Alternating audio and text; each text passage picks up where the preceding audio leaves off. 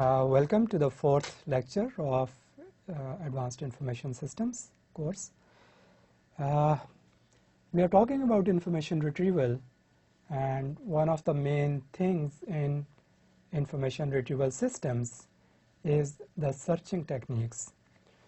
Today we'll talk very briefly about the inverted index, which is at the heart of all the information retrieval systems.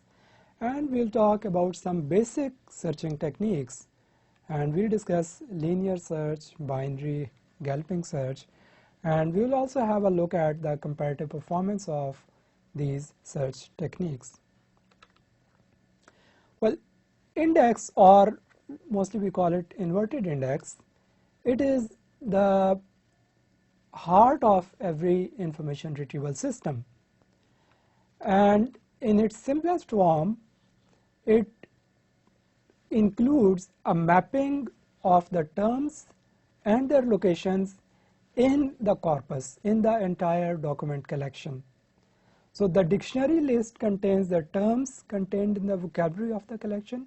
We have a dictionary, that are the unique terms, the dictionary or the vocabulary of the entire document collection, and each term has associated with it a posting list of the positions in which it appears. So the list of the unique terms along with a list of all the appearances of that term in the entire document collection. For example, here you can see on the left hand side we have dictionary, and on the right side we have posting list. We have dictionary and we have posting list. For every term, it is pointing to a list of the position of all the occurrences of that term in the entire document collection. Like first, the first occurrence of first in the Shakespeare's 37 plays, it is at position 2205. The second occurrence is 2268, and so on and so forth, till the last time this term occurs is at position 127147. Similarly, hurly-burly appears only 2 times, at this position and this position. I hope you remember from the last lecture that how we develop the index. We start from first play, okay, and the first word, first term, we assign it 1. The second term is assigned 2, and so on and so forth. Then we keep continuing, okay. From here, let's say it is 111, this will be 112, and so on and so forth, till the last term in the last document, right? So this is how these positions are assigned. They are assigned in an order starting from the first term in the first document, and we keep assigning them the numbers till we have reached at the last term in the last document.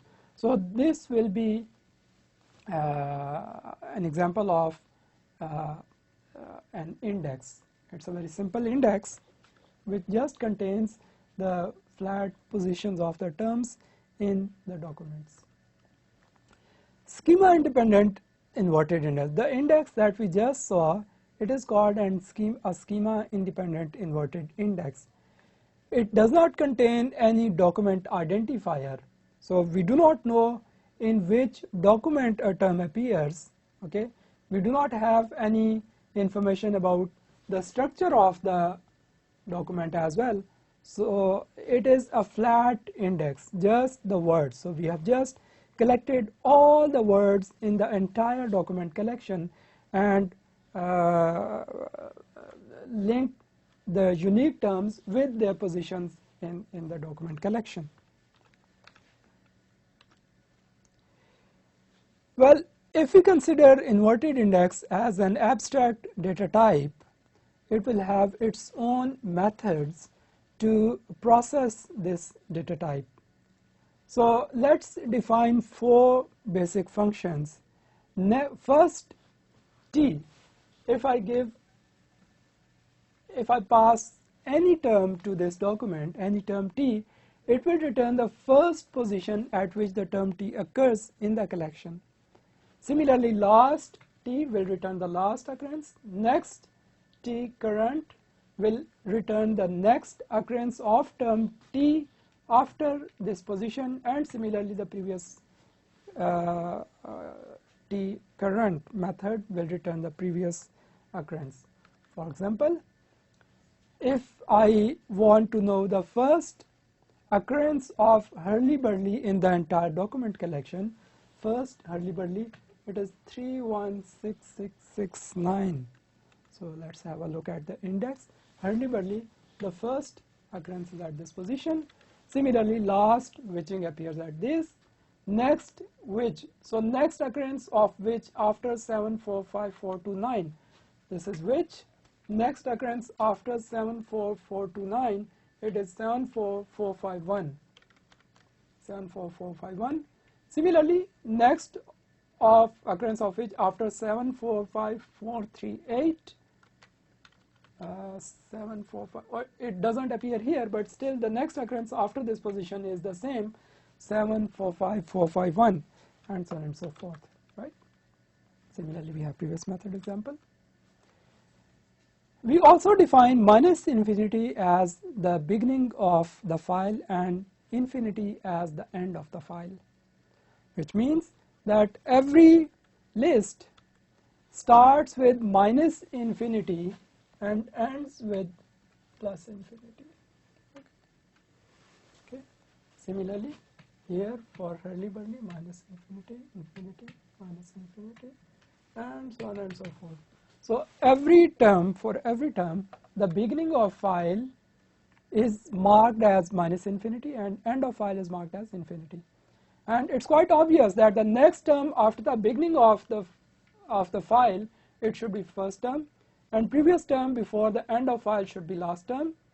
And if we try to move forward from last, or if we try to move backward from the beginning of the file, then we should end up with the end of file or beginning of file. They are quite obvious. So how we can access an inverted index? Both sequential and random access are possible. We can access sequentially, starting from first to the last item in the posting list, or we can have random access. We can pick any item at random from the entire list. Here it's a very simple algorithm for sequential access. So we initialize this variable current to the beginning of the file, minus infinity. While we have not reached at the end of the file, we keep looking for the next occurrence if we want to do something with it, whether we want to print or we want to match with any item or whatever. So we keep doing this till we have reached at the end of the file. So it's a very simple algorithm for sequential access of the posting list. Okay. So like here, if I start from this one, so I start from minus infinity, then I go to next, next, next, next, keep going till I have reached at the end of the file. Let's take one example to discuss some of the searching techniques. Phrase search, it's an excellent example for describing some of the concepts on some of the searching techniques. So suppose we wish to locate all occurrence of the phrase first which in our collection of Shakespeare play. So as you know, phrase means two or more terms. Okay, it is not one term, we have two or more terms and they are adjacent. They appear adjacently, one immediately after the other. Like this is a phrase first which, okay, but if I take, let's say, this sentence, okay, phrase search provides an excellent example of, and I take phrase provides, this is not a phrase because there is another word in between it which is search. So let's take the example of phrase search. It means we are looking for two or more terms appearing adjacently in the document collection, and our collection still remains the same, the Shakespeare's play. Here is a small algorithm for phrase search. Of course, it is one way of phrase search. Okay, there can be many. All of you know that for any problem, we can develop several algorithms to give the correct solution to that problem. So this is one way of phrase search. The method has two parameters. First is the phrase, which contains n number of terms. So we have T1, T2, T3 up to Tn. Like if I'm looking for this phrase first which, then I have two terms. T1 is first and T2 is which. So we can have any n number of terms in the phrase. And the position. So just like we just saw the method for accessing any item in the posting list for an individual term, next, like here, okay, I want to find the next occurrence of which after this position, next occurrence of which after this position, okay, next occurrence of a term after a particular position. Similarly, I'm looking for next occurrence of phrase after a particular position. So position over here, it indicates the position after which I'm looking for the first occurrence of this phrase. Okay, let's say if I give minus infinity, it means I'm looking for the first occurrence of the phrase. Okay, or I can have any random position. So first of all, we initialize a variable v to the position. Okay, so again, if it is the first occurrence, then v will be assigned minus infinity. Okay, or we can be assigned 1 as well. Here in this algorithm notation, you can see there are two operators. One is the arrow operator. It is used as assignment operator. So whenever we want to assign any value to any variable, we will use the left arrow, and the equal, it is used as the comparison operator. So whenever we want to see the relation, we want to compare two variables, then we use the equal sign. Please do not mix them. Okay. So first of all, a variable v is initialized from the position, after which we are looking for the first occurrence of the phrase. Now the idea of this algorithm is simple. Iterate through all the terms. I goes from 1 to n. What is n? N is the number of terms, right? N is the number of terms. Like in first which, n is 2. So it means this loop, it will iterate 2 times. Okay, if we have 5 terms, it will iterate 5 times, and so on and so forth. So if we have n terms, it will iterate n number of times. In every iteration, it is looking for next occurrence of ith term. So in the first iteration, it will look for first occurrence of first occurrence of the first term.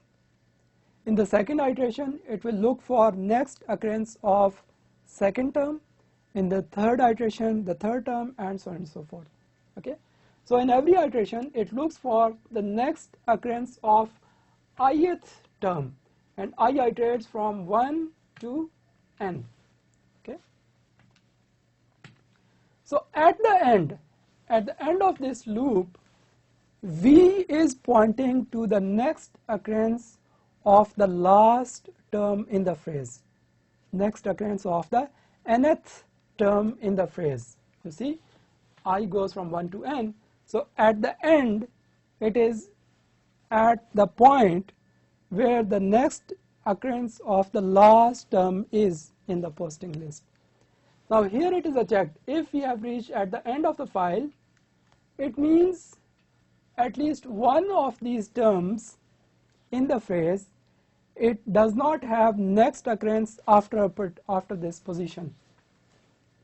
Okay, at least one of them does not have an occurrence. It means we have reached at end of the file. Okay, for example, let's say witching. Okay, it appears only at this position 265197. If I have a method call like next witching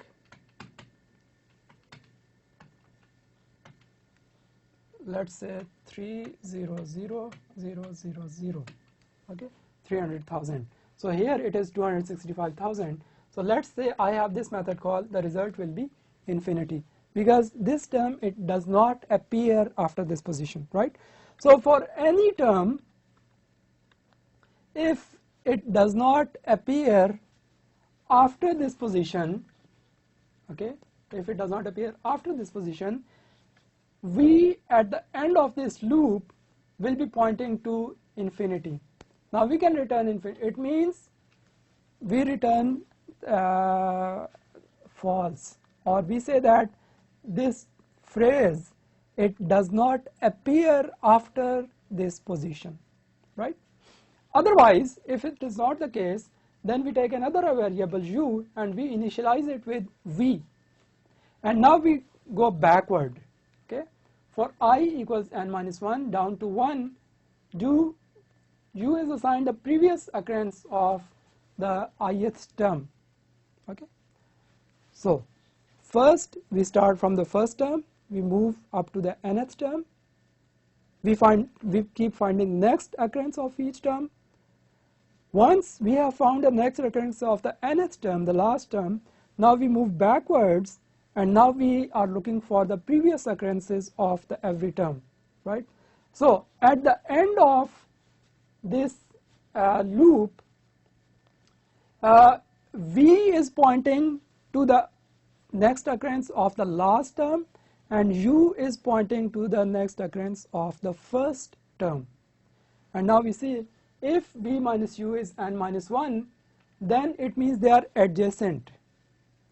If v minus u, if let's say if we have 3 terms, if n is 3, okay, the first term occurs at position let's say 110, the second occurs at 111, and the third occurs at 112. Okay, so v is pointing to the last occurrence, last term, and u is pointing to the first term, right?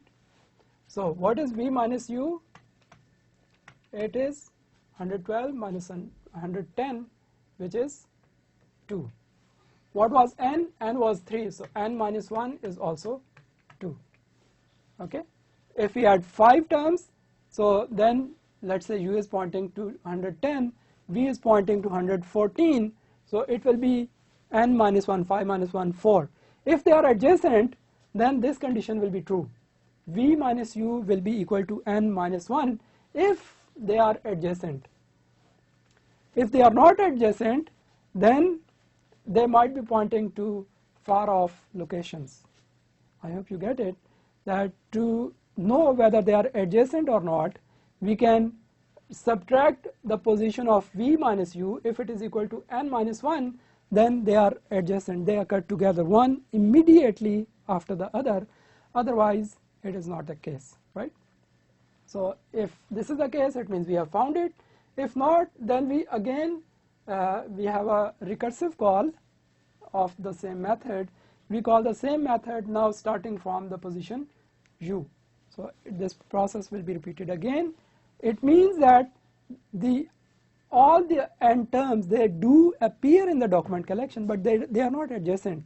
So now let's look for the next occurrence. Maybe you can find an adjacent instance of the phrase, right? Here's a small example. If we call this method with first which minus infinity, it means we are looking for the first occurrence of the phrase first which. So the first time, you see, for v equals position, so v is initialized to minus infinity. For I equals 1 to n, well, now what is n? This is t1, this is t2. So n in this case is 2. So it means this loop will be repeated 2 times. First with the value of I as 1 and the second with the value of I as 2. So first it will find the next occurrence of the first term. Next t1. T1 is first. Okay. So next first minus infinity. Okay, which is equal to first. We have just seen this relationship in the previous slide. So first occurrence after the beginning of while is the first. So first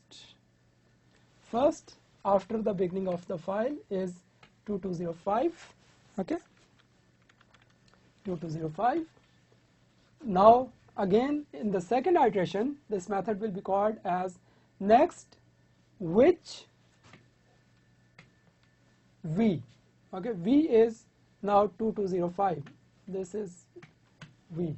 Okay, so next occurrence of which after 2205, which after 2205, it is 27555. Okay, 27555. Right, now this loop is terminated.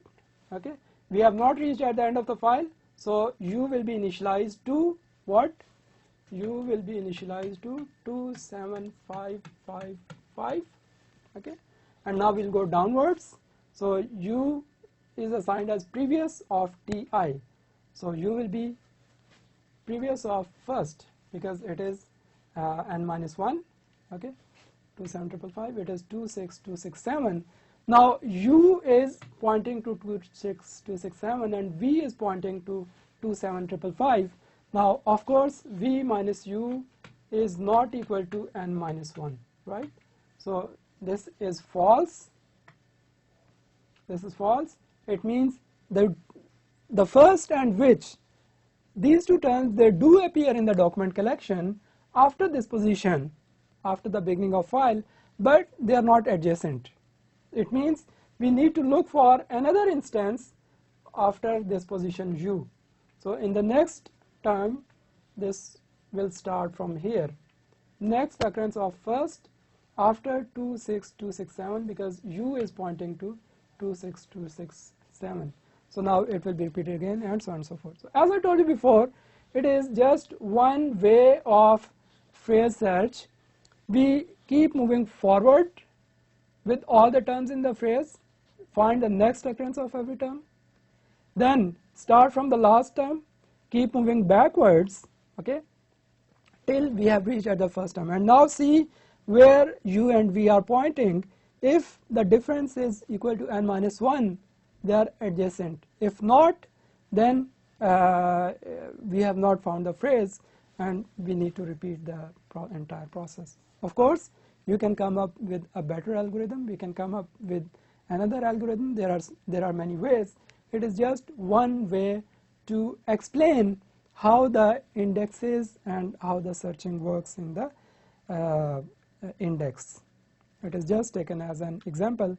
It is not the best algorithm. So if we want to generate all occurrences of the phrase, then we start from the beginning of the file and we put this next phrase in a loop which iterates until u has reached at the end of the file. Whenever we find interval, we report this interval. If of course we have not reached at the end of the file, we keep reporting the interval, so it will find all occurrences of the phrase in the entire document collection, because we start from beginning of the file and we end up at the end of file. Okay, simple. The complexity of algorithm.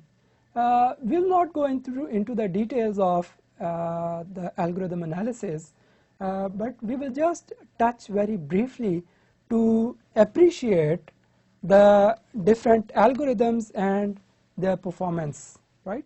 I have shared another set of slides with you, another lecture, which gives you some basics of the analysis of algorithm.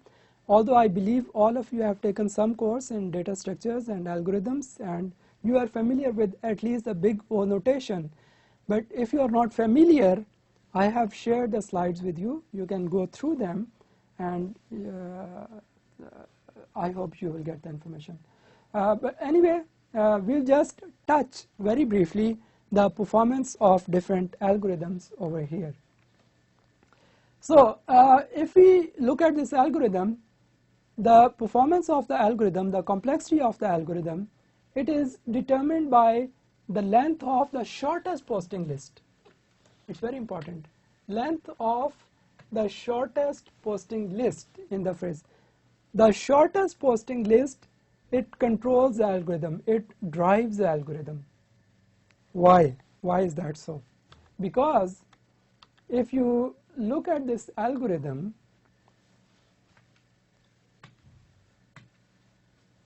this algorithm is terminated whenever we reached at end of the file.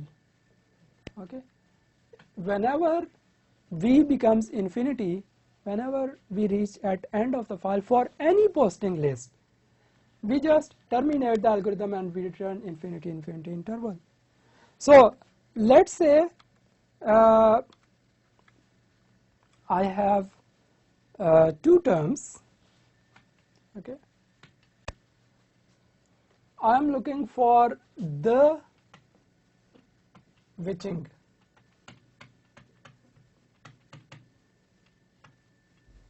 I am looking for the phrase the witching. If you remember the length of posting list of the, it was something like 27,000. Something like 27,000. I do not even know the exact number, but it was like, that is 27,000. And witching, it appears only once. Now, when we call the method next for witching, in only two iterations, it will move to infinity. If we start from minus infinity, okay, first time it will return this value, and second time it will return infinity. We have reached at end of the file. Although it contains 27,000 terms, but because of witching, which appears only one time, after only one iteration of the entire algorithm, the algorithm will terminate. Okay, the algorithm will terminate because we will reach to infinity of which posting list? The witching posting list. So that is why no matter how long the longest posting list is, the algorithm may be terminated by the shortest posting list because it will reach at the end of the file pretty quickly, right? I hope you understand this point. So L is the minimum of all length of posting list. It means we take minimum of LT1, LT2, so on up to LTN. Length of the posting list. Like we just saw, the length of posting list for the witching is 1, and the length of posting list for the term the is like 27,000. So it depends on the minimum of these. For any phrase, let's say if LT2 is minimum, then it will affect, it will control, not affect, it will really control the performance of the algorithm, right? Now, in the worst case complexity will be of the order of n multiplied by small l. N is the number of terms, because the more terms we have, the more repetitions we need to perform. So if we have 2 terms, we need only 2 repetitions. If we have 3. If we have 100 terms in a phrase, we need to make 100 repetitions. But so n is important. multiplied by L. L is the smallest posting list, right? And this is the number of method calls. It is the number of method calls of next or previous. This is how many times these methods are called. Then the methods, they will have their own complexity depending on what algorithm you are using for implementing next or previous methods. We'll see shortly. Okay.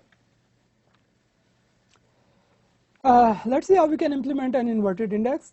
Taking the simple assumption, a collection will never change and it is small enough to be maintained entirely in the memory.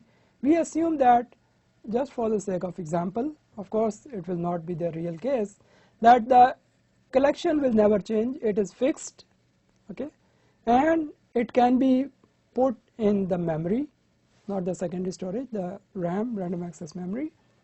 So how we can implement it? The dictionary may be stored in a hash table, and the posting list for each term may be stored in a fixed array P sub t with length LT, right?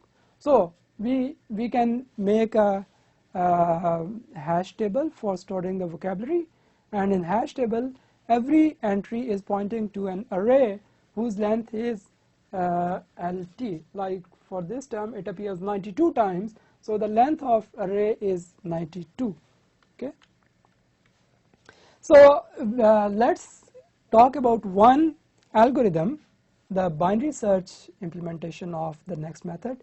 As I said before, there are many ways in which you can implement the next and the previous methods. So one way is to use binary search algorithm, right? Probably many of you will be aware that binary search is a very efficient algorithm for searching, but it has a precondition. The precondition is the list must be sorted. You cannot apply binary search on an unsorted list. Luckily, in our case, the lists are already sorted because we start from the first word, first term in the first play, and we keep moving sequentially, okay, while constructing index till the first play is finished. Then we start second, third, up to the 37th play, the last term in the last play. So they are already sorted. We do not need to do anything, and this is one implementation of binary search. The idea of binary search is very simple. You can also play a game with it, guessing game. Like if I guess any number between 1 to 100, if I just think about any number and you are guessing, so the first guess you will say is the midpoint, like 50, and I can say whether the number that I have thought, it is more than 50, less than 50, or equal to 50. If I say it is more than 50, now you know that 1 to 50, they are discarded. My number that I have thought, it cannot be in the upper half, it is in the lower half from 51 to 100. So again you take the midpoint and then you ask me, okay. So again if I say low, less, my number is less than 75, it means now from 75 to 100 you can discard, the number lies between 150 to 75, and so on and so forth.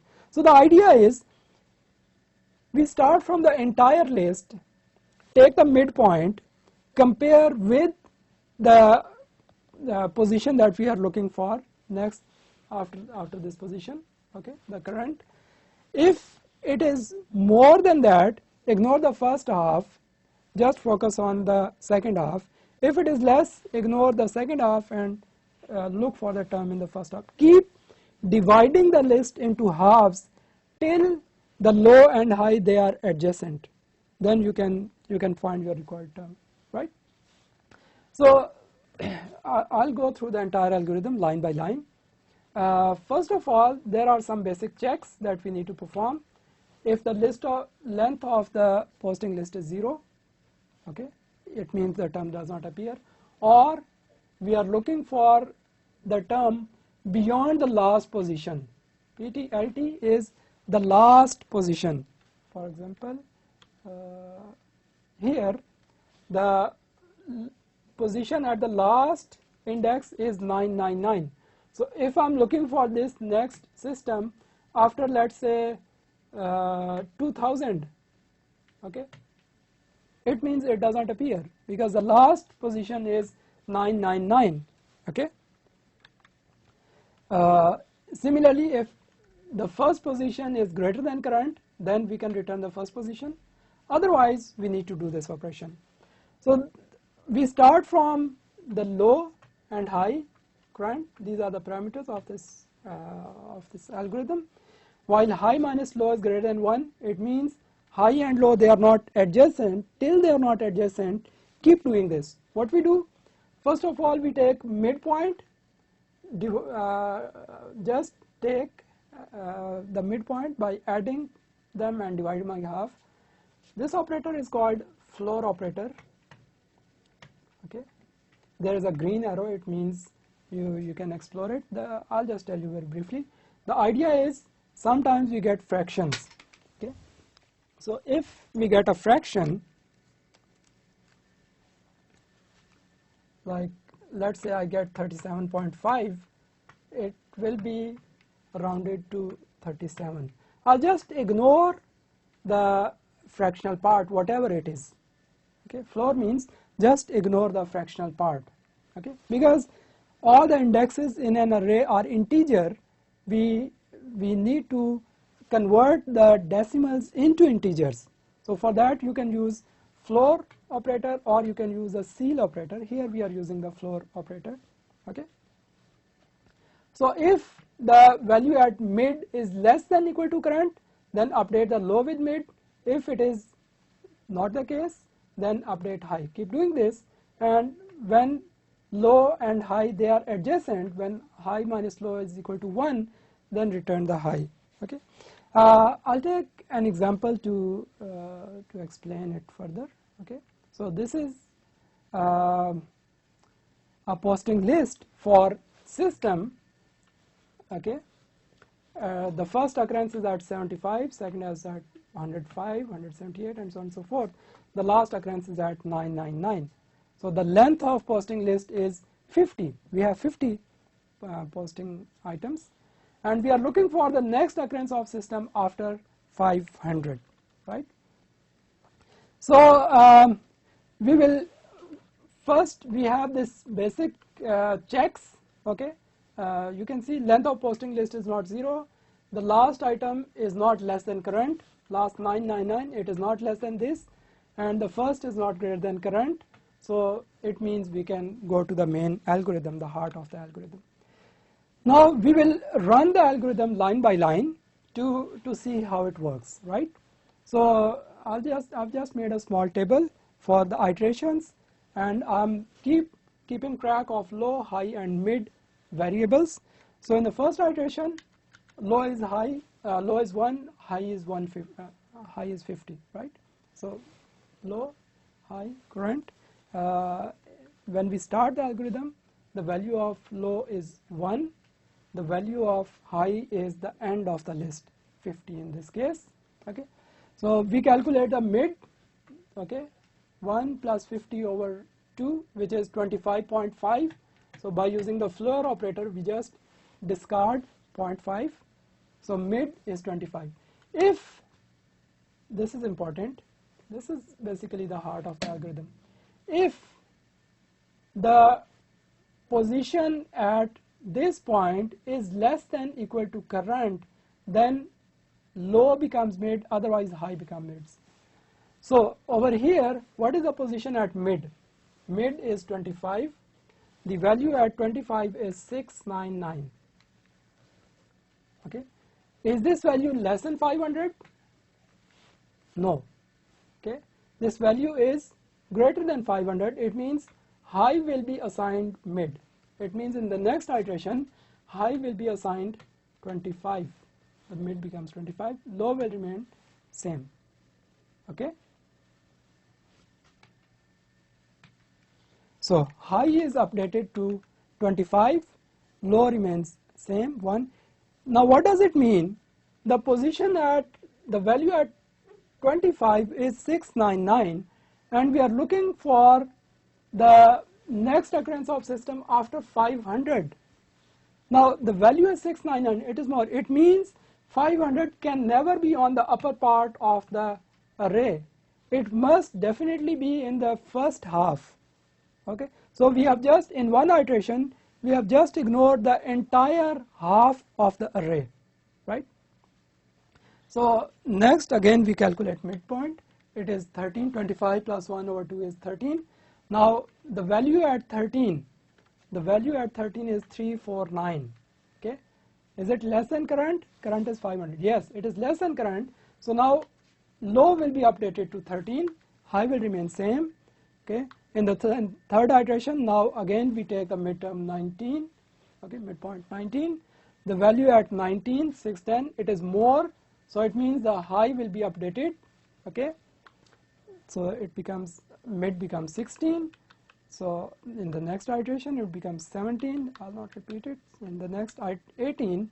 So now 17 and 18 in this iteration, 17 and 18, this is low, this is high. Low minus high equals over here. What is the terminating condition? While high minus low is greater than 1.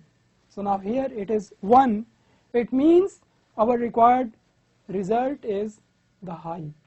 It means the next occurrence of system after 500 is at position 18. Okay, which is 593. It means the term, I'm sorry, there is a mistake here. This is not 4178, this is 478. We cannot have a greater value over here. Okay, it is 478. So it means the next occurrence of system after 500 is 593. Okay, I hope you understand the basic idea behind the binary search. It's a very efficient algorithm. And if we talk about the performance, the complexity of binary search is logarithm of capital L, which is the length of the longest posting list. If we have the idea is, if we have a shorter posting list, it takes less iterations. If we have longer posting list, it will take more iterations. So whenever we talk about complexity of an algorithm, we talk about the worst case scenario. So in the worst case, it will be driven by the longest posting list. Remember, there is a difference. In the previous algorithm, we talked about number of method calls for next or previous. Here we are going inside the method next, and now we are seeing how many times it will take to process the next method. Okay, so the complexity of binary search comes out to be log. Why it is log base 2? Because in every iteration the list is divided into half. Binary search is a very efficient algorithm.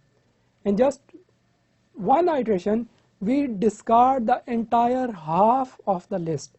So that is why it is logarithmic complexity. So if we go back to the previous slide, the worst case complexity was n into L, number of method calls, n into small l. So now these many times next or previous method is called. Each one call of next method or previous method, it takes log of L time. So the overall complexity comes out to be n into L into log of L. This L is the shortest posting list. This L is the length of the longest posting list, right? So phrase search algorithm, if we use binary search method with the phrase search algorithm, it takes this much time to execute. N in the worst case, n into small l into log base 2 of the capital L. Okay. Let's have a critical analysis of the algorithm. The term tempest, it appears 49 times. The term the, it appears 28,317 times. Now searching for the phrase the tempest, how much time it will take? We have seen before that number of searches, number of method calls is n into small l. Okay, big O, n into small l. So what is n? N is 2. We are looking for 2 items, the tempest. L, the smallest posting list, of course, it is 49 times, so it is 98. And number of access to posting list, so the next method, how many times it will be repeated? Log of capital L, uppercase, okay. And what is the longest posting list? It is the 28,317 times, so it comes out to be this. So the total number of accesses is, as we have seen in the previous slide, n into L into log of L, so it is 1450. We have two terms. Tempest appears only 49 times. The appears 28,000, more than 28,000 times. And the total number of accesses for this phrase search algorithm with binary search implementation, it is 1,450. Let's take another example. 2, gentleman. 2 appears 702 times and the gentleman appears 225 times. If we do the same process and calculate the complexity, it comes out to be 4,254. Look at this. 700 odd times and 200 odd times. The number of searches, the number of accesses is 4,000, in the range of 4,000. Here the term, this the appears 28,000 times and this 49 times. The number of searches are pretty low, 1,000 times. So what is the conclusion? The algorithm has excellent performance when a phrase contains both frequent and infrequent terms. In the first case, we saw one term is very frequent, the, and the second term, it appeared only 49 times. So if we have both frequent and infrequent terms, the performance is very good. It takes very small number of comparisons. But the performance is poor when a phrase contains terms with similar frequencies. In the second example, we saw that the terms frequencies were similar and it took over 4,000 comparisons. So, to develop a new algorithm, we note that as the phrase search algorithm makes successive calls to the next method for a given term ti, the value passed as the second argument strictly increase across calls to next phrase. The idea is every time the next method is called, the value is always increasing. We never go back because it is next method, the value is always increasing. This is the first concept. Okay, so you see, next ti v1, next ti v2, next ti v3, and so on and so forth. So v1 is less than v2 is less than v, and so on and so forth. So in every next method call, this v is increasing. Also, the result of these calls strictly increase.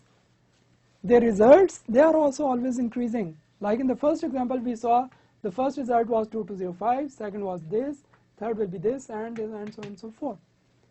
So the idea is we are always moving forward. We never go back. Okay, this is the main concept. So what we can, how we can benefit from it, remember or cache the value returned by a call to the NX for a given term. The idea is store the value, keep storing these values. So if my last method call was this, I do not need to go back and then start from position 1 or beginning of file. I should start from this point. This is the basic concept, right? So the concept is wherever we have ended, we should cache that position, and in the next iteration we should start from that point forward. So to take benefit of this idea, here is an example of linear search algorithm. As probably you are aware, linear search, linear scan means we go in a linear fashion from first to second to third, fourth, fifth, and so on and so forth, right? So we are looking for next occurrence of term t after the current position. So first we have some checks if the list is 0 or the last is less than current. We have seen it in the binary search also, or if the first is greater than current. This also we have seen. This is the heart of the algorithm. This is also to make sure that there is no anomaly in the algorithm. We have not cached a forward position and we are looking for a previous position. Okay, if this is an anomaly, we reset the cached point to 1. This is the heart of the algorithm, and it's very simple. While the position, the cached position of the term is less than equal to current, keep moving forward in one step. Very simple. If the cache, it means wherever we have ended, okay, keep moving forward till you have reached at the current position. Right? Very simple idea. And when we have passed the current, then return the position and cache that value. Okay. So now this value will be cached. The next time when we start, we will not start from 1, we will start from CT, cached position, right? Now, binary search is a good algorithm for when we have similar frequencies of the terms. So one way of solving that problem might be, we look at the frequencies.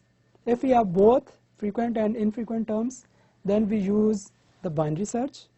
If we have same frequencies of the terms in the phrase, then we go for linear search. Or there's another idea, we can combine binary and linear search into one algorithm. We call it galloping search. Gallop means when the horse, it runs, it is called gallop. It takes big jumps and keeps moving forward. So the idea is how we use galloping search. Scan forward from a cached position in exponentially increasing steps, galloping until the answer is passed. The idea is, we have, first thing is we always cache. Okay, we always cache a position. We put the position in a cache, and we keep jumping, and the jump size is also exponentially increasing. Jump size is also exponentially increasing till the answer is passed, till we have passed the current position. Current is a position that we use in all the algorithms, after which we are looking for a particular position. So once we keep galloping and the jump size is also increasing till the answer is passed, at this point binary search is applied to the range formed by the last 2 steps of the gallop. At this point, okay, so first we start, we take a small jump, then we take bigger jump, we take bigger jump, we take bigger jump, okay, and now we know that our answer lies between this and this, okay. So like the first jump is 1, second is 2, third is 4, fourth is 8, 16, and so on and so forth. So I know that my answer lies over here. Current is somewhere in between these 2 points. So now I can apply binary search between these 2 points.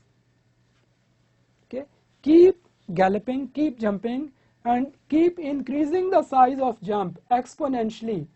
Every time the jump is taken, it is double the previous jump. And once we have jumped the current position, now we have formed a range. We have a lower and upper point. Now perform the binary search between these 2 points. I hope you get the basic concept. So here, this is the algorithm. So first we have the same checks that we have performed in the previous algorithms. This is the heart of the algorithm. Okay, this is the heart of the algorithm. So low is initialized to 1, jump is initialized to 1, and every time high is low plus jump. While high is less than the length of posting list and the value at high is less than equal to current, keep doing this.